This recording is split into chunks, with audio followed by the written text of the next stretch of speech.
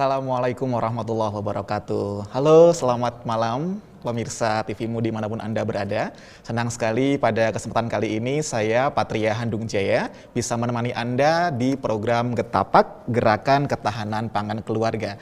Program ini dipersembahkan oleh Majelis Pemberdayaan Masyarakat Pimpinan Pusat Muhammadiyah, MCCC, MDMC, dan Siap Siaga. Pada kesempatan kali ini, seperti program-program Getapak sebelumnya, kita akan membahas sesuatu yang sangat urgent, sangat penting ya kaitannya dengan COVID-19 tentunya.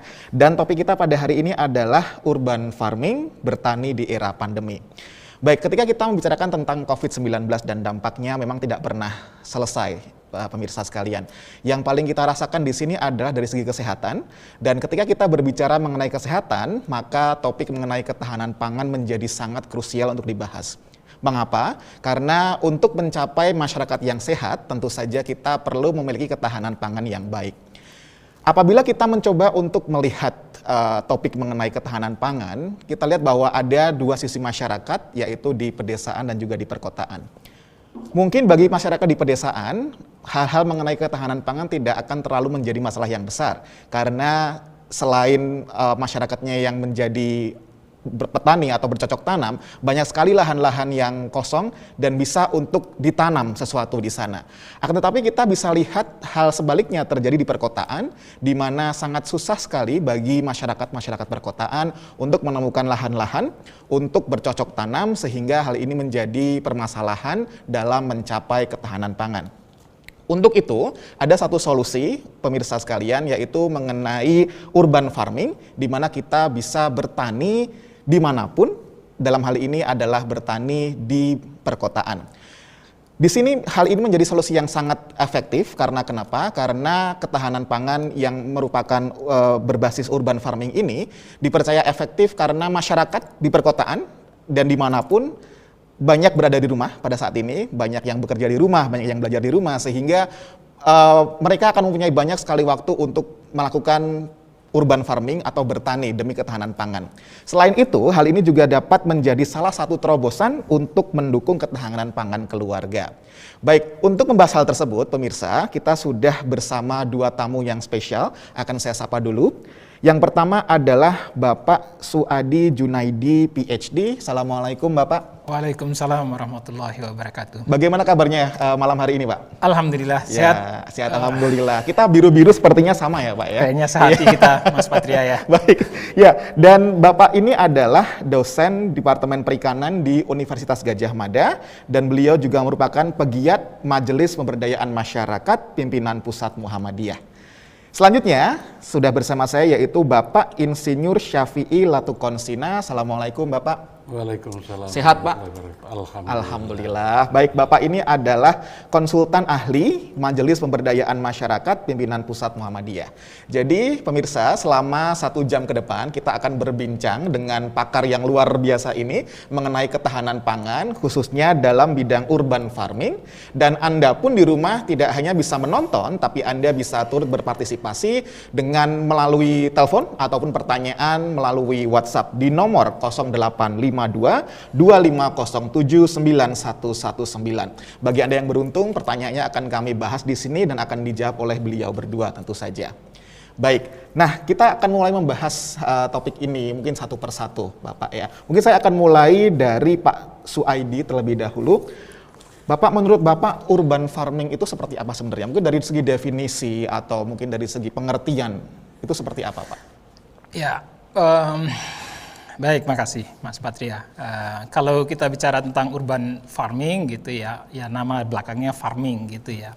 Ya bertani atau pertanian gitu ya. Pertanian yang dilakukan di perkotaan tadi sudah disampaikan oleh Mas Patria, tetapi prinsip utamanya adalah memproduksi tanaman atau ikan ataupun hewan gitu ya di perkotaan. Nah, apakah ini mungkin dilakukan? Sangat mungkin dilakukan. Yang membedakan dengan mungkin pertanian secara umum, mungkin kita lihat di desa ataupun di pertanian secara umum gitu ya. Kalau yang ini itu mengandalkan pada perkotaan, kita bisa membayangkan perkotaan itu pasti lahannya sempit gitu, tempatnya susah untuk bertani. Nah, aktivitas urban farming itu dilakukan pada lahan-lahan yang sempit atau terbatas itu. Kira-kira seperti itu secara sederhana gitu ya. Prinsipnya memproduksi atau mengelola lahan dan yang lainnya dalam rangka memproduksi pangan. Bisa ikan, bisa sayuran, bisa taman pangan atau bisa ternak. Gitu. Jadi bisa segalanya sebenarnya ya Pak ya, tidak hanya terbatas pada bidang perikanan atau pertanian, tapi bisa semuanya. Bahkan bisa terpadu di antara ketiganya itu. Gitu. Oh bisa kita padukan menjadi bisa kita satu padukan gitu, untuk kegiatan produksi. Baik, menarik sekali. Saya akan berpindah ke Bapak Syafi'i. Tadi Bapak sudah menyebutkan Pak Suaidi bahwa hal ini sebenarnya sangat mungkin terjadi dan kita bisa memadukan hal-hal tersebut. Kalau menurut Pak Syafi'i, apakah pertanian ini masih bisa diandalkan Pak di era pandemi sekarang ini? Nah, kalau kita lihat di era pandemi ini justru yang sangat ramai dibicarakan dan dilaksanakan adalah yang berkaitan dengan urban farming ini. Karena ini kan satu model ya, pertanian produksi, konsumsi dan distribusi yang dilakukan oleh masyarakat yang ada di perkotaan. Sehingga mereka dengan memanfaatkan bahan-bahan atau media-media yang sederhana, itu mereka berupaya untuk bisa memproduksi terutama untuk kebutuhan keluarga. Karena kondisi ini kan menjadikan masyarakat agak kesulitan untuk beraktivitas di luar karena banyak sekali keterbatasan-keterbatasan yang dimiliki oleh. Tapi ada juga yang kemudian seperti di kota-kota besar saya lihat di Jakarta misalnya, itu ada beberapa teman itu karena punya sedikit lahan di luar agak jauh seperti di Bogor dan lain sebagainya, itu mereka betul-betul intensifkan, mereka memanfaatkan betul. Nah itu untuk memproduksi di situ kemudian baru dibawa ke kota, walaupun hanya sebatas untuk kebutuhan keluarga, tetangga dan lain sebagainya sekitar. Itu jadi ini sangat menarik sebenarnya. Betul. Jadi sebenarnya malah ini hal yang paling efektif ya. Hal yang sangat kalau efektif, kita lihat ya. di era pandemi seperti Betul, sekarang ini. Baik ke Pak Suaidi, Pak, bagaimana sebenarnya urban farming ini bisa mengatasi permasalahan mengenai ketahanan pangan di COVID-19 ini, Pak? Ya, tadi seperti yang disampaikan Mas Patria tadi ya, semua orang kan hampir bisa dikatakan bekerja dari rumah, melakukan apapun gitu di rumah gitu. Jadi kesempatan. Nah, kalau ada pekarangan sedikit gitu, atau bahkan mungkin di sekitar kita gitu ya, seperti yang saya lihat di dekat tempat saya, kebetulan saya di Umbul Harjo gitu. Warga memanfaatkan lahan kosong gitu untuk bertani, melakukan kegiatan urban farming gitu untuk menanam sayuran, terong, tomat dan yang lainnya gitu. Nah, atau kita memanfaatkan pekarangan untuk memproduksi kebutuhan tadi.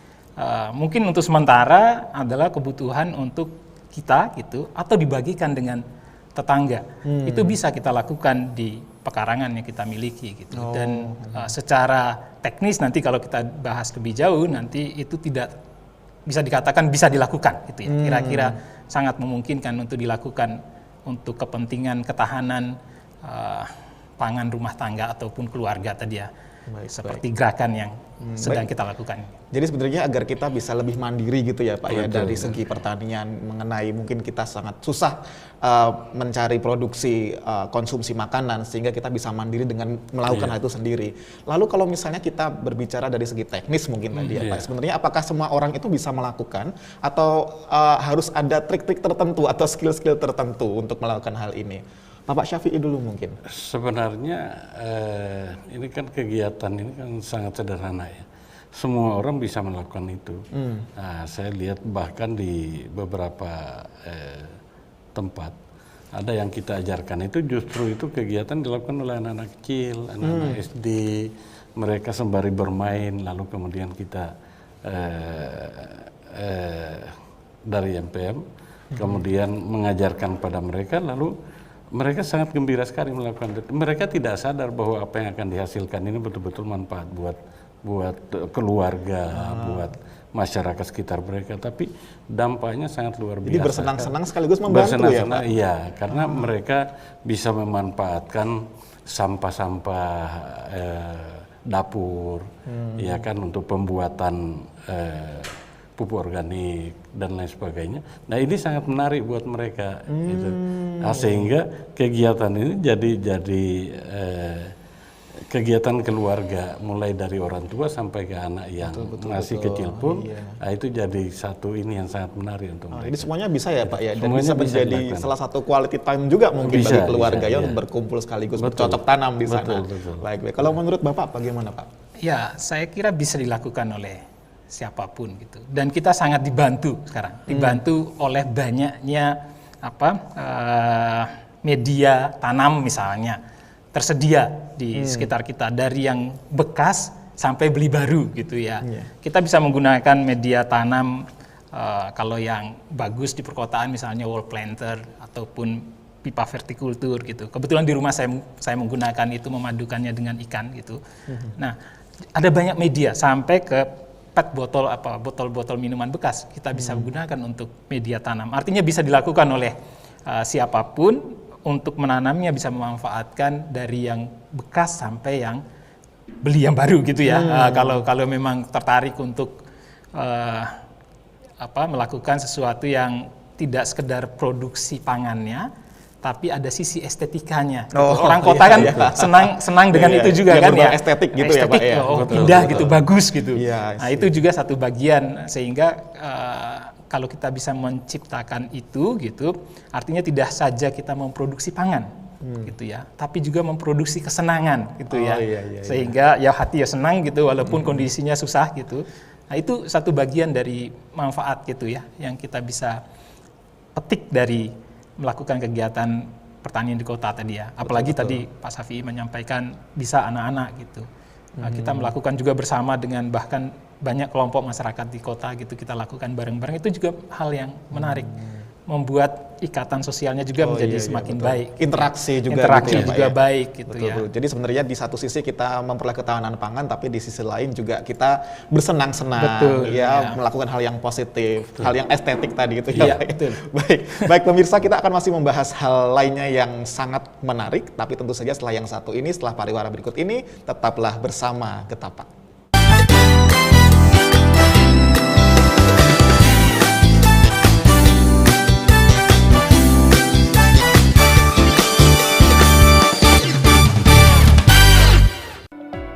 Siapa sih yang nggak tahu ikan lele? Ikan lele merupakan makanan tinggi protein yang mudah didapatkan dengan harga terjangkau.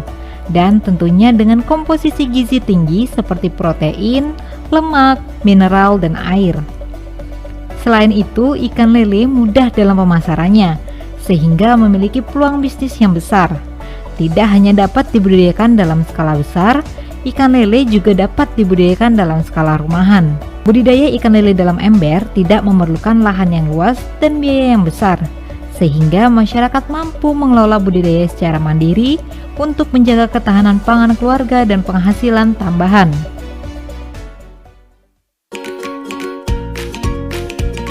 Bercocok tanam, kegiatan yang sangat mengasyikkan dan membutuhkan ketekunan. Semakin terbatasnya lahan pertanian membuat beragam metode pertanian muncul. Salah satunya adalah pertanian kota atau urban farming. Lahan yang dapat dimanfaatkan ialah pekarangan, halaman pemukiman, dan lahan terbuka dengan menggunakan prinsip 3R, reduce, reuse, recycle. Adapun manfaat yang dihasilkan ialah kualitas udara yang segar, meningkatkan estetika dan keindahan kota, memenuhi kebutuhan pangan rumah tangga, dan dapat memberikan penghasilan tambahan bagi rumah tangga.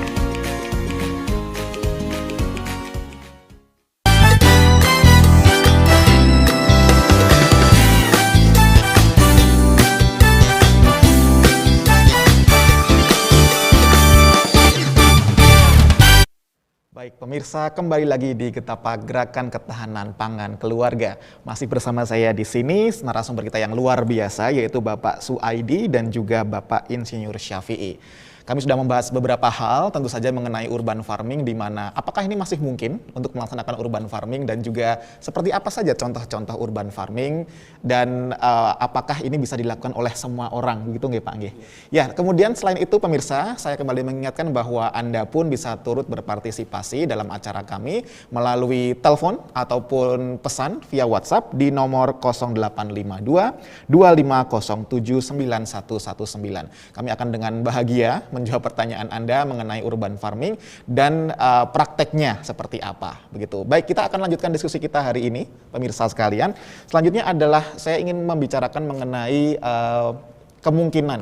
Ya, tadi Bapak sudah mengatakan bahwa sebenarnya apapun bisa dilakukan untuk pertanian dengan urban farming seperti ini. Tapi ketika saya lihat misalnya di perkotaan bagi beberapa individu yang tinggal di apartemen misalnya, Pak. Tadi Bapak sudah menjelaskan bahwa sebenarnya ketika kita punya lahan kita bisa melakukan itu. Tetapi bagaimana Pak dengan yang beliau-beliau yang mungkin tinggal di apartemen, apakah masih mungkin dengan melaksanakan urban farming ini, Bapak? Pak Syafi'i dulu mungkin. Ya, jadi memang ini persoalan memang. Artinya buat saudara-saudara kita yang tinggal di apartemen, kan kadang-kadang orang bilang bahwa beli rumah kok tidak punya tanah. Iya. Iya kan. Jadi dia tinggal di gedung-gedung yang tinggi, tapi memang sekecil apapun saya kira bisa saja dilakukan, karena bicara tentang urban farming ini kan tidak hanya sekedar menanam, ya tanaman itu kan kalau hortikultura kan termasuk bunga dan lain sebagainya. Yeah. Nah yang satunya lagi konsumsi lalu distribusi. Jadi ini bisa dilakukan secara bersama-sama, diintegrasikan dengan yang lain, ataukah dilakukan secara sendiri-sendiri. Di apartemen, setinggi apapun apartemen, yang banyak orang mengatakan bahwa rumah yang tidak punya tanah, tapi kan di situ ada ventilasi untuk tempat udara dan sinar masuk. Betul. Nah, di situ tetap masih bisa dimanfaatkan. Ya, jadi walaupun untuk kecil misalnya sekedar tanam cabai, ya kan, nah nanti ininya hanya sekedar untuk makan, karena cari cabai di apartemen itu juga tidak mudah gitu. Iya, betul. Nah kalau bisa tanam di sini, ada teman di Jakarta itu di ruang jemur ininya itu di situ saya bilang, lah ini kalau kamu taruh seperti ini, apa yang bisa kita jemur lagi? Dia bilang nggak apa-apa. Itu jadi memang ternyata banyak sekali, dan mereka tetap bisa melakukan sepanjang dia punya kemauan untuk melakukannya. Karena tidak ada batasan sebenarnya ya. Kuncinya itu tidak ada batasan. Ya. Menarik sekali tadi cari cabai susah di apartemen ya. Kita harus turun gitu ya Pak. Turun kan? Betul. Nah, tapi kalau dia udah punya di situ, begitu mau makan tahu goreng, tempe, langsung tinggal metik seger ya Pak ya. Itu seger lagi. Oke, jadi sebenarnya kemauan ini yang paling tergantung utama. Kemauan ya. Oh, baik. Kalau menurut Bapak bagaimana Pak? Ya, kemauan dan senang. Gitu. Kemauan dan senang, oke. Ya. Menyenangi itu penting. Tapi ada Menyenangkan. banyak yang tersedia teknologi yang sederhana sekalipun di apartemen gitu ya. Misalnya yang apa namanya hidroponik, mini hidroponik itu dengan ember yang mungkin hanya ada 9 lubang gitu dibuat gitu. Nah, tinggal natanya supaya indah kan gitu ya, tadi ya saya menyampaikan tadi ya. Estetika itu penting gitu ya. Betul. Di apartemen itu space-nya terbatas gitu. Mungkin sumber cahaya juga terbatas gitu. Natanya itu menjadi agar tetap indah dilihat gitu ya Pak ya. Lihat mungkin di ada rak gitu yang bagus gitu disimpan di atasnya gitu. Kan kalau tanaman sawi atau selada muncul dari hidroponiknya akan kelihatan indah gitu. Ya, salah satunya. Okay. Dulu kebetulan saya waktu belajar di Jepang tinggal di apartemen namanya kos-kosan lah gitu ya. Kos-kosan apartemen lah ya Pak ya. Di Jepang namanya apartemen, tapi kos-kosan sebenarnya. Itu lahan kecil saja kita bisa Bapak nanam macam-macam. Iya, waktu saat saya sekolah dulu ya. Jadi bisa memanfaatkan lahan yang sangat sempit. Yang penting kita nata aja gitu. Tapi kuncinya memang salah satunya adalah senang tadi gitu ya. Menyenangi, senang melihara tanaman, senang melihat dia tumbuh. Itu adalah salah satu. Dulu menanam apa saja ketika di kos-kosan apartemen itu? Dulu saya nanam macam-macam. Saya nanam tomat, saya nanam melon, saya nanam dan berhasil semua itu Pak? Cabai. Ya kebetulan berhasil. Oke. Ya, baik. Ya, terutama kalau tomat untuk anak kos ya Pak ya? Anak kos betul Pak. Menarik sekali. Dan saya tadi satu hal tadi yang disampaikan oleh Bapak mengenai selain konsumsi kita juga ada distribusi ya Pak sebenarnya. Jadi sebenarnya hal ini mungkin juga agar kita bisa menjual atau kita menyampaikan hasil yang kita punya tadi kepada orang lain Pak. Iya. Jadi distribusi itu tidak hanya sekedar milik kita kan. Ketika pandemi ini pertama kali dia merebak, itu petani itu kan down sampai tidak bisa menjual hasil produksinya.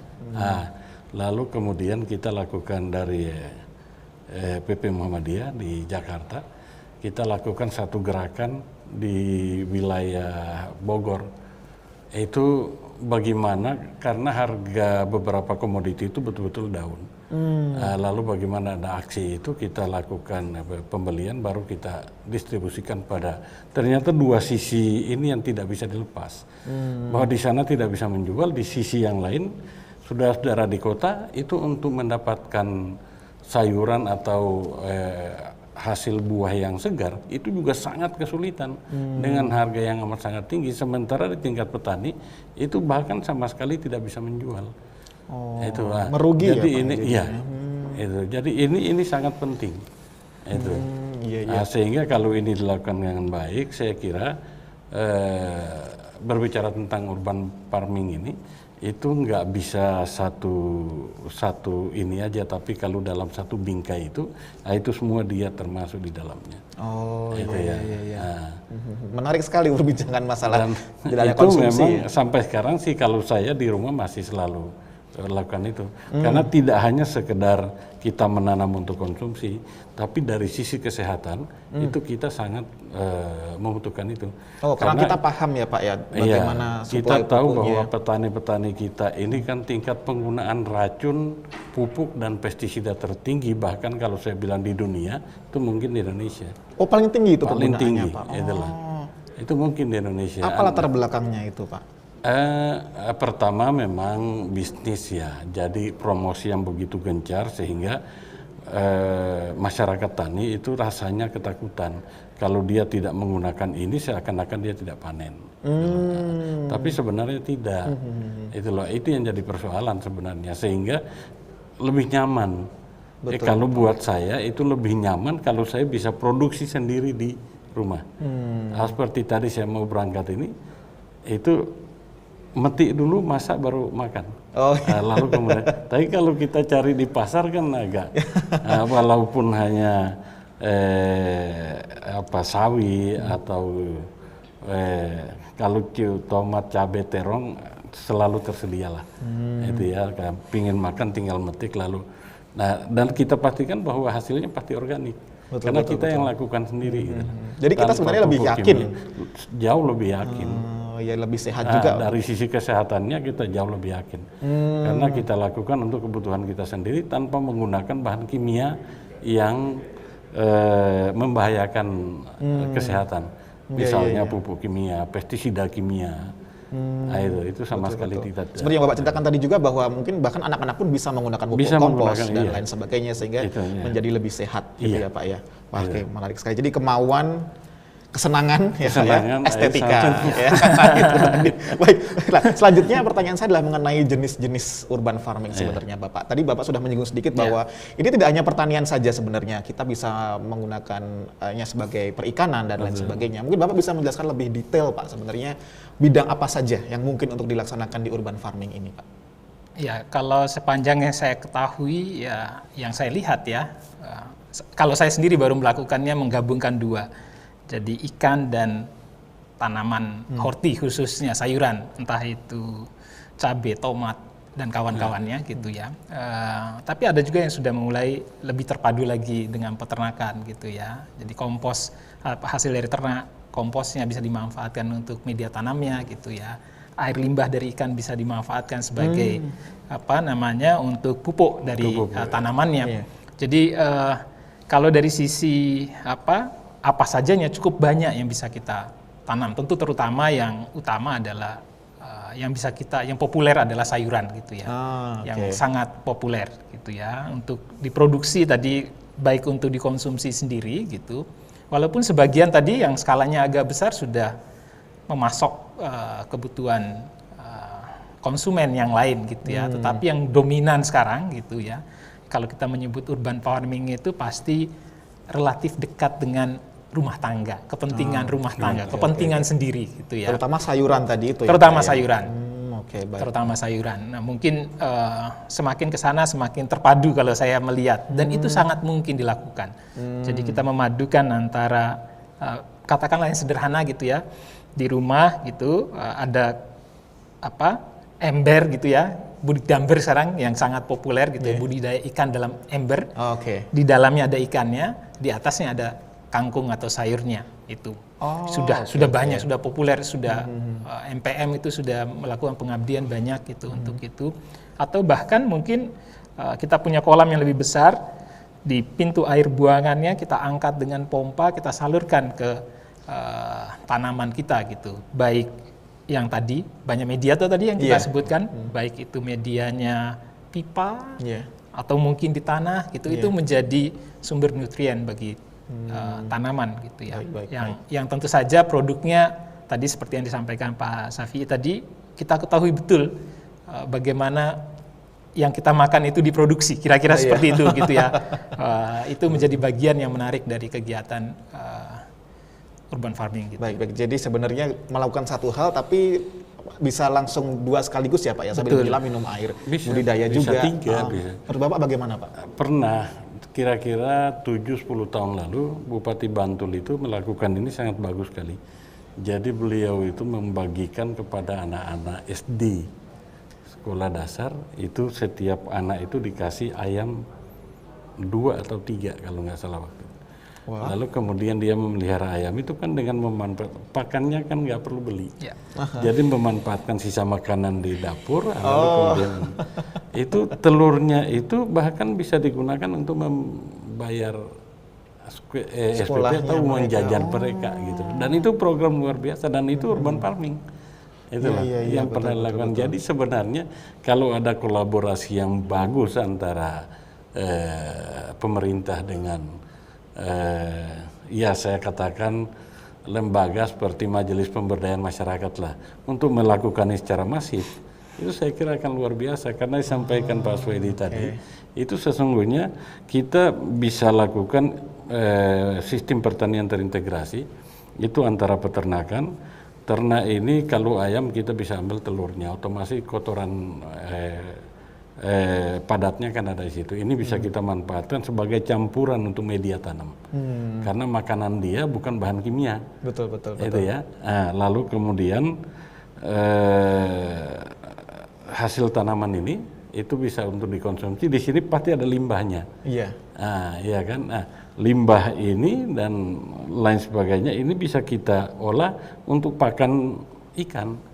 Dan ini MPM melakukan ini udah sangat lama sekali. Jadi tidak ada yang terbuang. Tidak ada yang terbuang sebenarnya. Sistem pertanian terintegrasi itu sama sekali tidak ada limbah. Itu semua bisa termanfaatkan seperti disampaikan Pak Swedi tadi.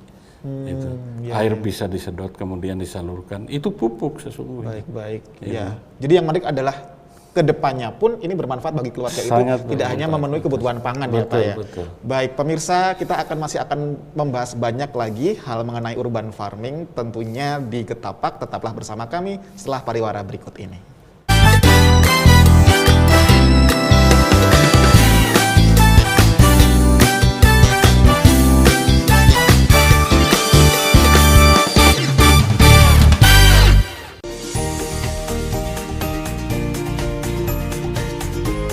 Masyarakat perkotaan semakin sadar untuk memanfaatkan sisa lahan di pekarangan rumah untuk kegiatan bercocok tanam, beternak, maupun budidaya ikan dengan mengusung konsep urban farming. Telur merupakan sumber protein tinggi yang selalu dikonsumsi oleh masyarakat dan sangat mudah dijangkau. Untuk menghasilkan kualitas telur yang baik untuk dikonsumsi sehari-hari, dapat dilakukan dengan beternak ayam beras petelur skala rumahan.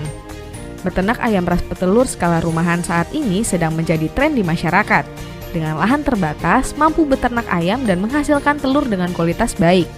Didukung teknologi sederhana dan ramah lingkungan sehingga tidak mengganggu lingkungan sekitar. Melalui metode ini, masyarakat mudah menjangkau bahan pangan sehari-hari melalui hasil panen dan menjaga kualitas telur yang dikonsumsi, serta dapat menambah penghasilan.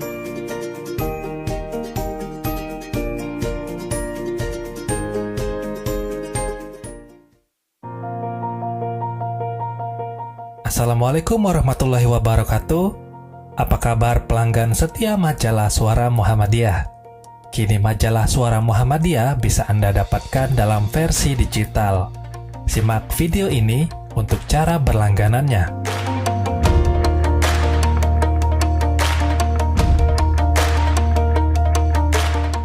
Siapkan smartphone Anda, pilih Play Store, lalu download aplikasi Suara Muhammadiyah Store.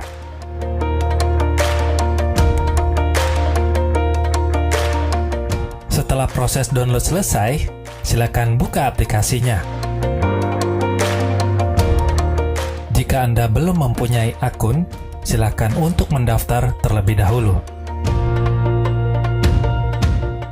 Silakan isi kolom yang telah disediakan di form pendaftaran pelanggan. Kemudian pilih daftar sekarang. Jika Anda ingin berlangganan majalah, pilih menu majalah yang ada di bawah ini. Lalu, pilih paket langganan. Tahap selanjutnya adalah pilih metode pembayaran. Setelah proses pembayaran selesai, pilih menu akun, kemudian pilih langgananku. Cukup mudah bukan? Silakan dicoba. Wassalamualaikum warahmatullahi wabarakatuh.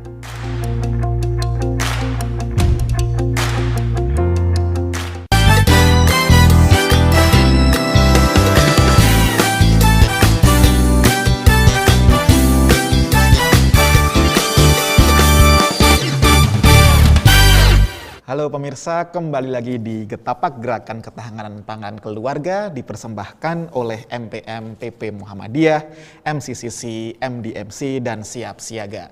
Bahasan kita masih mengenai urban farming dan tentunya bagaimana hubungan urban farming dan COVID-19. Masih bersama saya di sini Bapak Suadi, mohon maaf, dan Bapak Syafi'i dengan topik-topik pembahasan yang sangat menarik. Terakhir kami sudah membahas apa manfaat dari urban farming di sini, bahwa ternyata kedepannya tidak hanya bagi ketahanan pangan, tetapi bermanfaat bagi hal-hal lain. Contohnya tadi Bapak sudah menceritakan mengenai anak yang diberikan beberapa ekor ayam dan akhirnya bisa juga untuk membayar keperluan sekolah ya Pak ya. Jadi manfaatnya sebenarnya banyak sekali pemirsa. Nah sekarang saya ingin bertanya kepada Bapak berdua mengenai bagaimana sebenarnya urban farming ini manfaatnya di kala pandemi COVID-19. Adakah manfaat lain selain kita bisa memenuhi kebutuhan pangan kita, tapi apakah ada sisi-sisi benefit lainnya, Bapak? Bapak dulu, monggo. Baik, tentu saja bertani, apalagi di kota gitu ya, itu manfaatnya sangat banyak lah gitu ya. Yang paling tentu saja selain produksi pangan tadi saya katakan gitu, yang juga menarik gitu ya menurut saya dari kegiatan urban farming itu adalah kita bergerak kan, mau tidak mau harus berkeringat ya, gitu, kena matahari gitu, ya. Aktivitas fisiknya ada gitu. Nah itu yang kita butuhkan. Nah itu kan pasti kebutuhan suasana sekarang gitu, juga membosankan juga di dalam rumah terus gitu ya. Betul, nah sehingga itu menjadi satu yang penting. Jadi kalau kita sebutkan itu ya kesehatan gitu ya.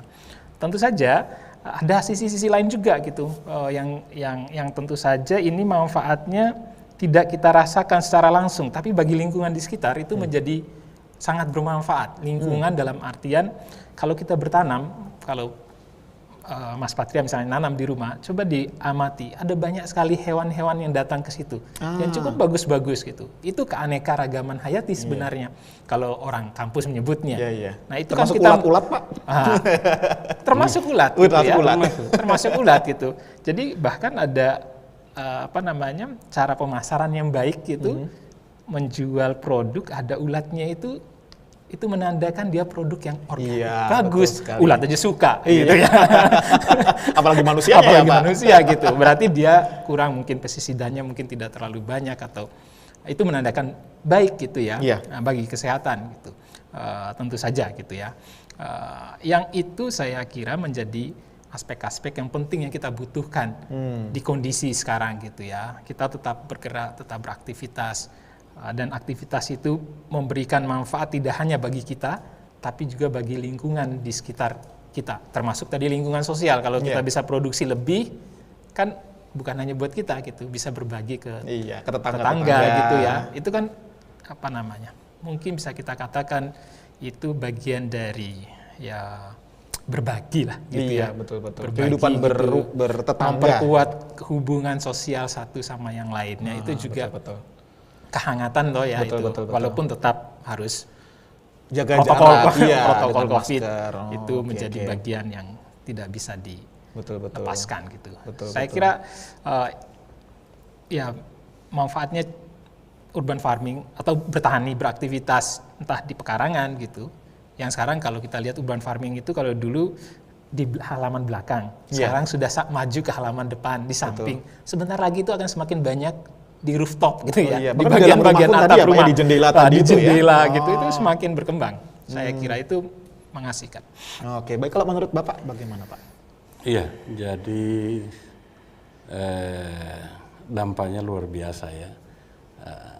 Dampak pandemi ini terhadap kegiatan urban farming ini saya katakan luar biasa.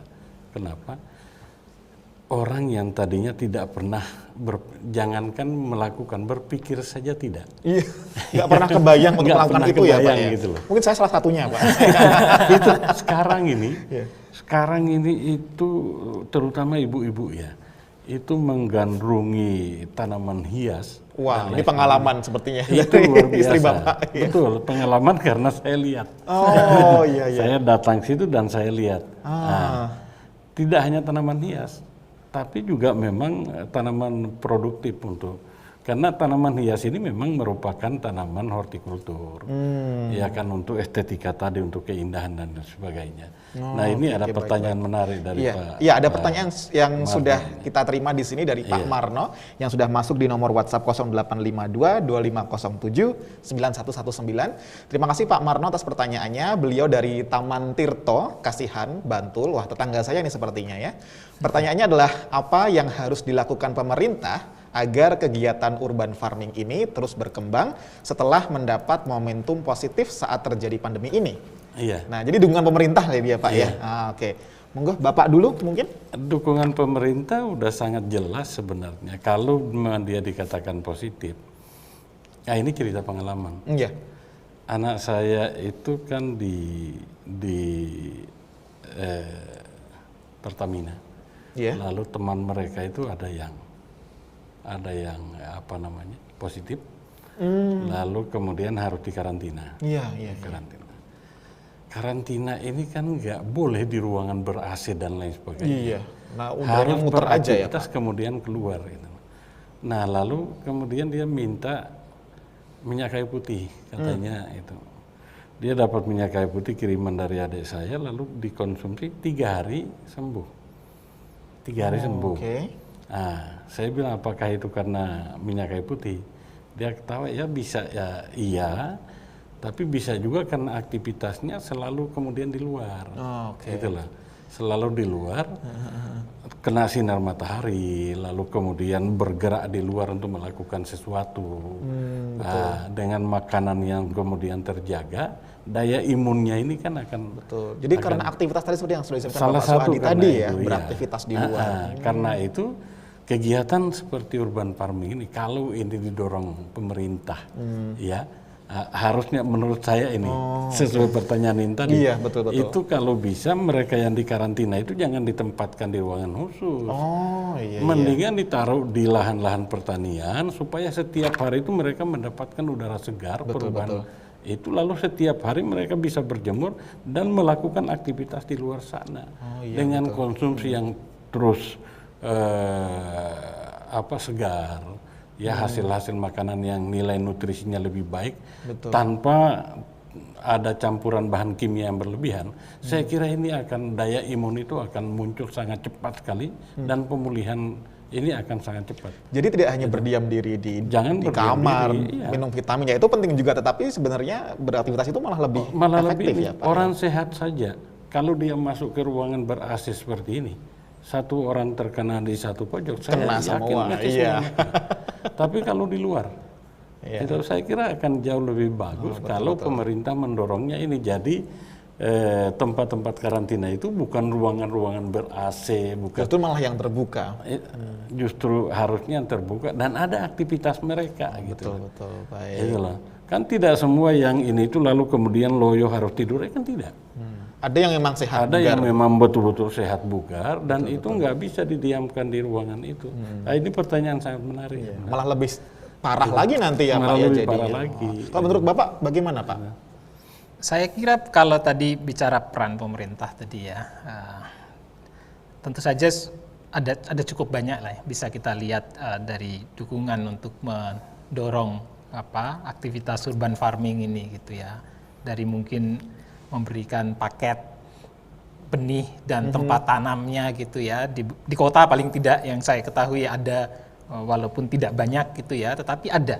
Itu saya kira menjadi yang perlu eskalasi, diperluas gitu ya, diperbesar dukungan untuk itu gitu ya. Mungkin tidak harus satu rumah tangga gitu ya, tapi mungkin kolektif gitu ya, kelompok masyarakat. Mungkin basisnya RT atau basisnya yang paling banyak bergerak itu ibu-ibu biasanya. Dasawisma itu bisa menjadi dasawisma itu bisa menjadi penggerak gitu, penggerak dari kegiatan urban farming ini. Dukungan langsung kepada dasawisma ini menjadi bagian yang bisa menggerakkan kegiatan urban farming itu, dan itu yang mungkin saya kira ya salah satu yang bisa dilakukan gitu.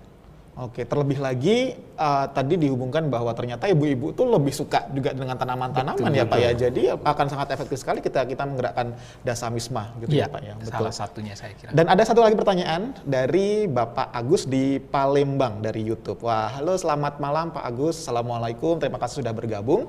Jauh sekali dari Palembang. Ya.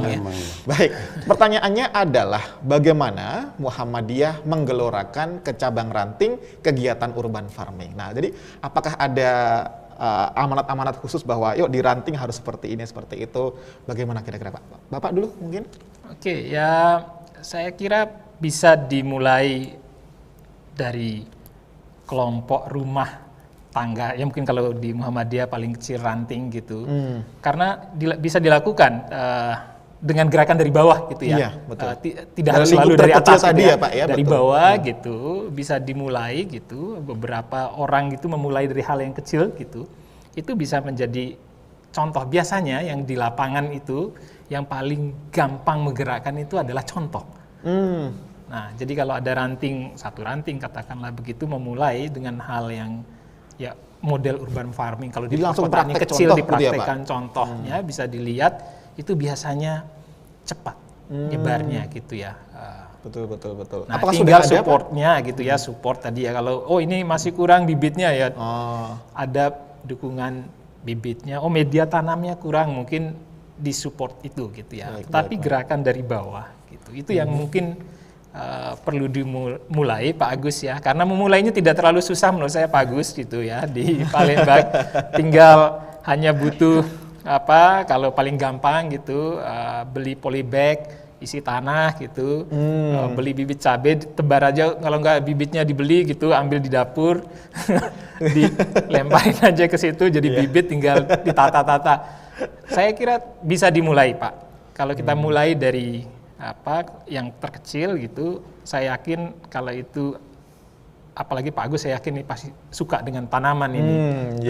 Kalau suka dengan tanaman dimulai, kalau itu akan berhasil tentu saja akan memberikan impact pada sebelah kiri kanan gitu ya. Nah, baru menjadi gerakan yang semakin masif ke atas gitu. Kalau menurut saya gitu ya. Itu adalah salah satu upaya. Nah, apalagi kalau didukung dari atas gitu ya, bahwa bergerak. Betul. Atas dari mendukung cabangnya gitu ya. Kalau selama ini apakah sudah ada mandat dari pimpinan pusat atau ada kontrol mungkin Pak dari pimpinan pusat ke ranting-ranting untuk menggalakkan adanya urban farming?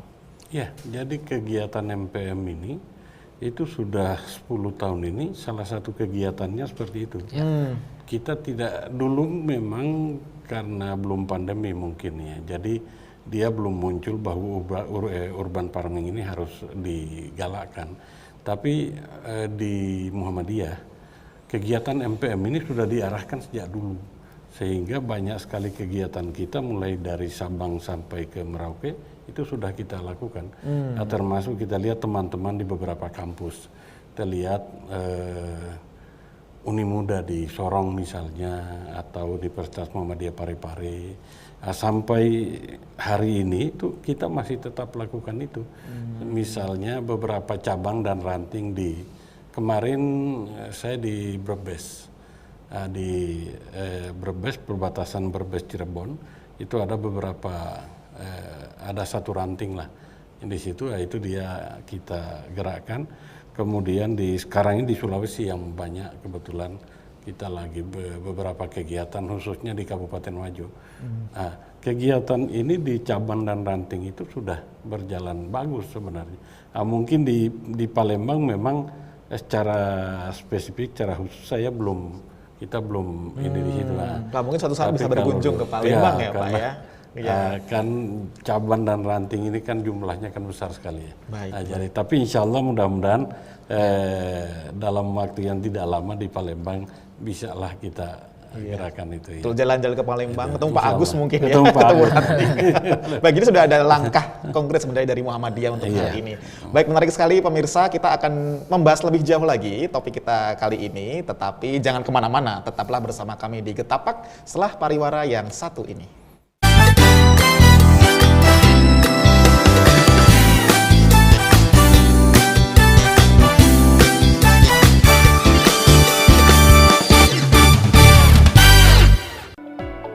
Siapa sih yang nggak tahu ikan lele? Ikan lele merupakan makanan tinggi protein yang mudah didapatkan dengan harga terjangkau. Dan tentunya dengan komposisi gizi tinggi seperti protein, lemak, mineral, dan air. Selain itu, ikan lele mudah dalam pemasarannya, sehingga memiliki peluang bisnis yang besar. Tidak hanya dapat dibudidayakan dalam skala besar, ikan lele juga dapat dibudidayakan dalam skala rumahan. Budidaya ikan lele dalam ember tidak memerlukan lahan yang luas dan biaya yang besar, sehingga masyarakat mampu mengelola budidaya secara mandiri untuk menjaga ketahanan pangan keluarga dan penghasilan tambahan.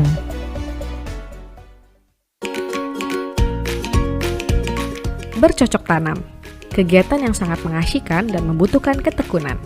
Semakin terbatasnya lahan pertanian membuat beragam metode pertanian muncul. Salah satunya adalah pertanian kota atau urban farming.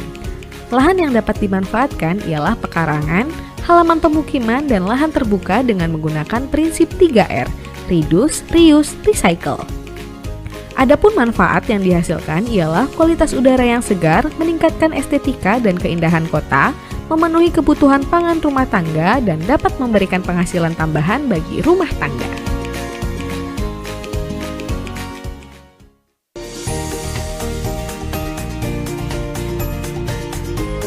Masyarakat perkotaan semakin sadar untuk memanfaatkan sisa lahan di pekarangan rumah untuk kegiatan bercocok tanam, beternak, maupun budidaya ikan dengan mengusung konsep urban farming. Telur merupakan sumber protein tinggi yang selalu dikonsumsi oleh masyarakat dan sangat mudah dijangkau. Untuk menghasilkan kualitas telur yang baik untuk dikonsumsi sehari-hari, dapat dilakukan dengan beternak ayam beras petelur skala rumahan. Beternak ayam beras petelur skala rumahan saat ini sedang menjadi tren di masyarakat. Dengan lahan terbatas, mampu beternak ayam dan menghasilkan telur dengan kualitas baik. Didukung teknologi sederhana dan ramah lingkungan sehingga tidak mengganggu lingkungan sekitar. Melalui metode ini, masyarakat mudah menjangkau bahan pangan sehari-hari melalui hasil panen dan menjaga kualitas telur yang dikonsumsi, serta dapat menambah penghasilan.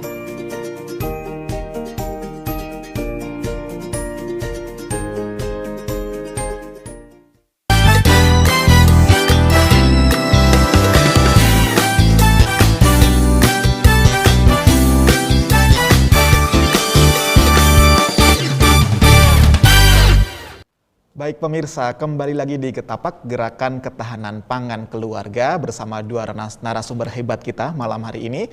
Jika bisa saya simpulkan, pembahasan kita hari ini sudah mencakup mengenai apa itu urban farming, ya, manfaatnya di kala kondisi yang baik dan juga manfaatnya di kala pandemi seperti sekarang ini. Seperti diantaranya adalah badan kita menjadi lebih sehat karena kita beraktivitas, kita kena sinar matahari dan lain sebagainya. Dan juga ternyata dari Muhammadiyah sudah ada kontrol ataupun sudah ada mandat begitu ya Pak ya untuk melaksanakan urban farming ini dari tingkat yang terkecil dari ranting tentu saja. Dan selanjutnya kita akan masih membahas beberapa hal pemirsa pada malam hari ini. Yang pertama adalah ketika tadi sudah kita banyak sekali membahas ya Bapak mengenai manfaat dari urban farming untuk keluarga, apakah ada manfaat dari urban farming ini untuk pertanian di Indonesia secara keseluruhan? Apakah ada kontribusinya seperti itu, Bapak? Ya, kalau kita bicara manfaat secara nasional, tentu saja tadi dari sisi mungkin gerakan yang kita sebut ini ya Getapak itu tentu saja satu sisi adalah untuk meningkatkan ketahanan pangan keluarga, itu satu PR besar itu gitu. Tentu saja itu manfaat secara nasional kalau diakumulasi itu menjadi hal yang sangat penting gitu ya. Tapi kalau kita melihat ke depan pertanian model ini gitu, dari sisi produksi, tidak hanya produksi pangan nantinya gitu, kalau kita lihat karena akan semakin berkembang, teknologinya semakin berkembang, itu menjadi satu model bagaimana kita memproduksi pangan bagi perkotaan. Artinya kalau itu bisa kita terus dorong, terus kita kembangkan, di kampus-kampus sekarang juga sangat masif mengkaji dan mencoba mengembangkan. Bahkan beberapa kawan di kampus di UGM gitu mencoba membuat chamber gitu untuk produksi pangan seperti dalam kulkas gitu. Jadi artinya ini menjadi satu semacam teknologi untuk memproduksi pangan tidak hanya untuk kebutuhan keluarga, yang surplusnya tadi tidak hanya dibagi gitu, tapi untuk didistribusikan ke pasar gitu. Nah, kalau itu semakin masif teknologinya, bahkan ya smart farming gitu menjadi teknologi yang mungkin kita gandrungi sekarang gitu, otomasi menjadi bagian yang penting. Nah, ini tidak hanya penting dari sisi sekarang kita baru bisa memproduksi pangan dan bisa berbagi gitu, pada saatnya juga bisa menjadi kegiatan ekonomi yang menguntungkan. Saya kira itu artinya ada potensi untuk penciptaan lapangan kerja, sehingga petani mungkin petani yang mungkin mainannya ya yang digandrungi oleh anak-anak muda sekarang ya. Itu menjadi bagian model pertanian gitu ya. Jadi bisa menjadi teknologi ke depannya ya Pak, yang digandrungi gitu, dengan smart farming tadi ya, sangat menarik sekali gitu ya, pembahasannya. Baik, nah sudah bergabung bersama kita di sini yaitu Ibu Siti Ruqayyah dari Sragen yang sudah mempunyai satu pertanyaan yang sangat menarik sekali pemirsa. Pertanyaannya adalah bagaimana menciptakan urban farming di daerah langganan banjir? Wah, apakah harus di ketinggian tertentu atau bagaimana supaya tidak hanyut? Sekarang saya sedang di Cilacap di lokasi tersebut yang mungkin sedang langganan banjir ya. Nah, apakah ada solusi? Menarik sekali ya. Jadi ketika tadi kita sudah membahas bahwa kalau misalnya hanya sempit, bisa di jendela, di daerah perumahan, bisa di halaman. Tetapi bagaimana dengan daerah yang langganan banjir, Bapak? Apakah ada solusi? Bapak silakan. Ya, jadi kalau di daerah yang langganan banjir kan berarti udah ketahuan bahwa banjirnya itu tingginya seberapa, ya kan? Karena sudah langganan tadi itu ya Pak? Kapan? Karena dia sudah langganan kan. Nah, ini bisa kita atasi dengan membuat satu tempat atau media ya seperti apa namanya kita bikin rak ya, supaya rak yang bertingkat. Gitu ya. Supaya kita menghindari banjir, tidak menghanyutkan tanaman atau pot-pot kan ya kita tempatkan, ataukah dengan sistem pipa tadi bisa juga digantung di atas supaya dia tidak terkena banjir. Banjir udah langganan, jadi harusnya udah ketahuan bahwa setinggi apa banjir itu pada saat terjadi banjir paling besar itu harusnya kan udah ketahuan. Bisa diperkirakan. Bisa solusinya diperkirakan. apa? Jadi kan sekarang itu kan orang tanam. Kalau kita lihat di sekarang itu dampaknya secara nasional tadi saya lihat desain perumahan sekarang di era pandemi ini itu mulai yang ditawarkan itu bagaimana mereka mendesain rumah lalu kemudian di situ ada tempat kecil untuk bisa melakukan pertanian hidroponik. Itulah. Itu kan, ini jadi menarik. Jadi memang didesain dari awal agar itu mungkin ya Pak? Didesain dari awal. Saya lihat di beberapa tempat terutama di kota besar Jakarta, Bogor, dan Tangerang, itu ternyata banyak sekali sekarang perumahan itu yang sudah desain ya ada ruang kecil yang bisa digunakan untuk melakukan atau melaksanakan pertanian hidroponik tadi. Jadi daerah-daerah urban sebenarnya sudah mulai aware ya Pak ya dengan hal tersebut? Mulai sebenarnya, karena suatu kondisinya ini lalu kebutuhan pangan sehat itu khususnya hortikultur atau sayuran itu memang mereka mulai sadar. Mereka mulai sadar bahwa melakukan sistem pertanian ini itu tanpa menggunakan bahan kimia berbahaya berlebihan. Nah itu bisa. Jadi kalau saya lihat dampaknya secara nasional kayaknya cukup menarik pasca ini ya. Sehingga orang lebih berkreasi, lebih ini untuk itu udah lebih baik sebenarnya. Ya, jadi sebenarnya banjir ini juga bukan penghalang Bukan ya Pak ya penghalang untuk menjadi untuk kita tetap kreatif. untuk tetap Menurut Bapak bagaimana Pak? Ada banyak kreativitas yang muncul gitu ya. Entah itu bencana gitu ya. Jadi bencana sebenarnya Ini adalah bencana juga ini ya.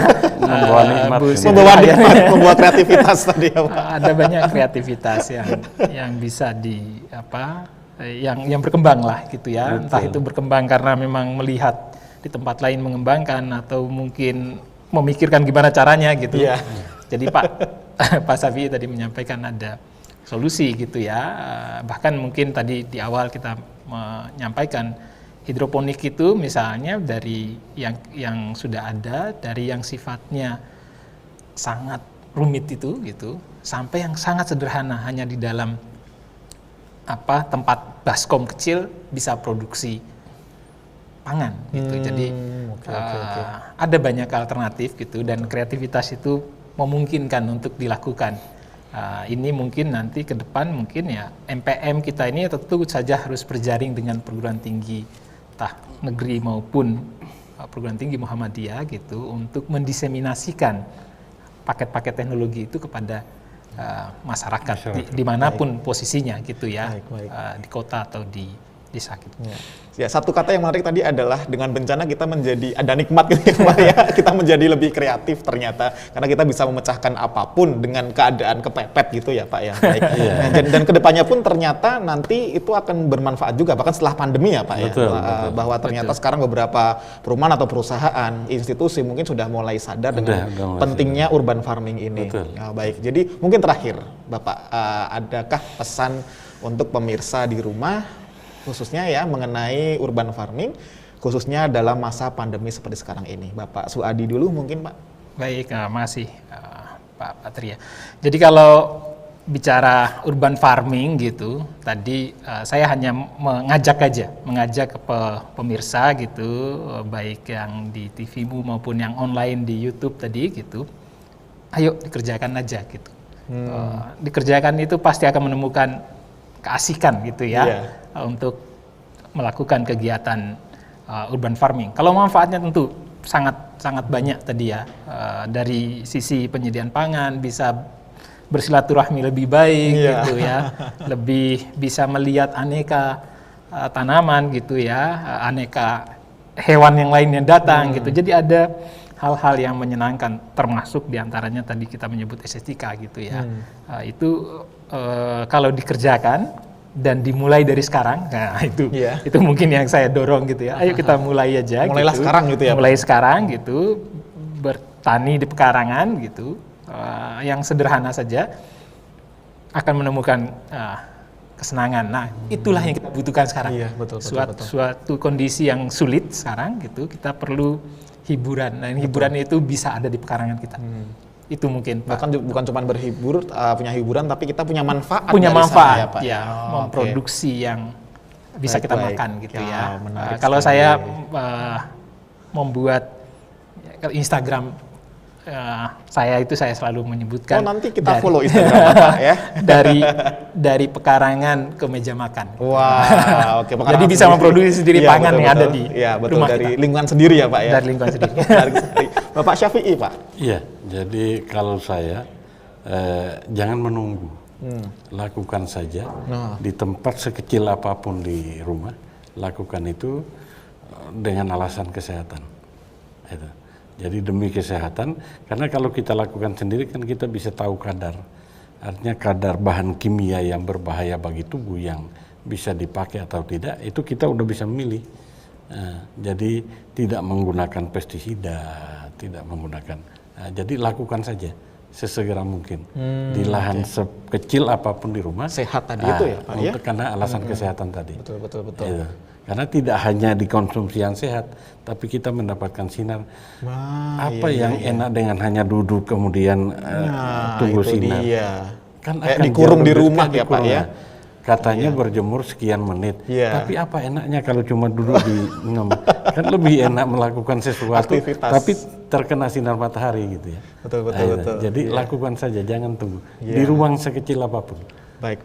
Iya, terima kasih Bapak atas sarannya yang luar biasa. Jadi pemirsa, bisa kita simpulkan bahwa sebenarnya di era yang pandemi seperti sekarang ini, di era yang mungkin serba susah kita sekarang ya Pak ya, kita jangan menunggu, jangan terpuruk, tetapi kita bisa melakukan sesuatu. Terlebih lagi dari segi kesehatan, ya, ketahanan pangan, kita bisa mulai dari sekarang untuk melaksanakan urban farming. Tidak hanya mendapatkan makanan yang lebih sehat, karena satu, kita tahu bagaimana kita memberikan asupan terhadap tanaman atau terhadap peternakan yang kita buat sendiri.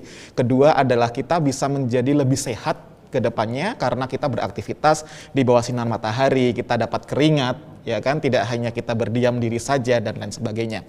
Manfaatnya pun yang kita rasakan ternyata banyak pemirsa. Jadi mulailah dari sekarang. Baik, terima kasih sekali Bapak ya, Pak Suadi dan Pak Syafi'i. Semoga sehat selalu. Semoga lain kali kita bisa bersilaturahmi lagi untuk membahas hal-hal yang lebih menarik tentunya. Baik, terima kasih pemirsa. Demikianlah acara Getapak, Gerakan Ketahanan Pangan Keluarga, yang dipersembahkan oleh MPM PP Muhammadiyah, MCCC, MDMC, dan Siap Siaga. Saya Patria Handung Jaya, undur diri. Mohon pamit, sampai jumpa lagi di program Getapak selanjutnya. Assalamualaikum warahmatullahi wabarakatuh.